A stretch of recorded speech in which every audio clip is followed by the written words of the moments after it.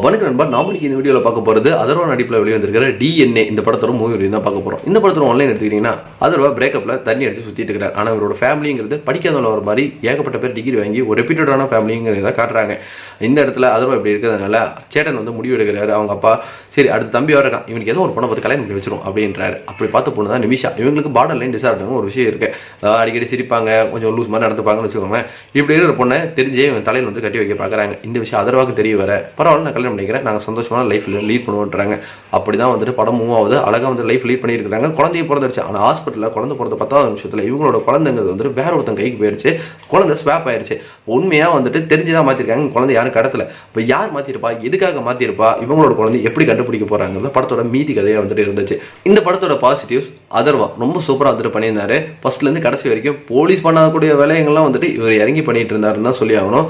Action sequence ஆகட்டும், emotion ஆகட்டும், எல்லாமே வந்துட்டு அழகாக கேரி ஓவர் பண்ணி நடிச்சிருந்தாரு. ஆள் பார்க்கவே பயங்கர ஸ்மார்ட்டாக இருந்தார். இவருக்கு இந்த படம் ஒரு கம்பேக்கான படம்னே சொல்லலாம்.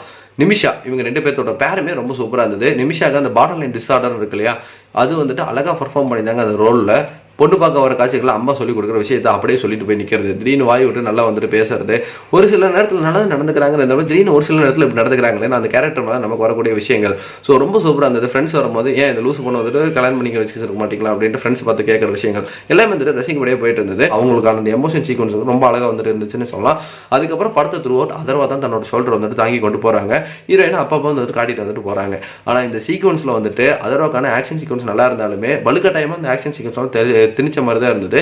ஏன்னா போலீஸ் எல்லா விஷயத்திலுமே கடைசியாக தான் வராங்க. உதாரணத்துக்கு சொல்றேன், நரபலி விஷயம் ஒன்று வரும். அதுல போலீஸ் நம்ம பாலாஜி சக்திவேலு அதர்வா இவங்க ரெண்டு பேரும் தேடி போவாங்க. பார்த்தா இவங்க அதர்வாங்க எல்லாம் பட்டுருவாங்க. அந்த கேங்கு உள்ள அடிச்சு முடிச்சதுக்கு அப்புறம் தான் போலீஸ் கரெக்டாக வந்து கடைசியாக வரும்.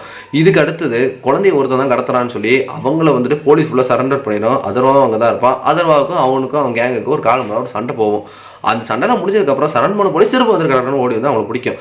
இதனால இது நடக்குது அப்படிங்கிறது எனக்கு சுத்தமாக வந்துட்டு புரியல. இன்னும் இதுக்கப்புறம் ஹீரோயினுக்கு குழந்தைய பார்த்ததும் இது நம்ம குழந்தையா இல்லையாங்கிறது கரெக்டாக தெரிய வருது. ஏன்னா பார்த்ததும் இது நம்ம குழந்தை இல்லைன்றாங்க.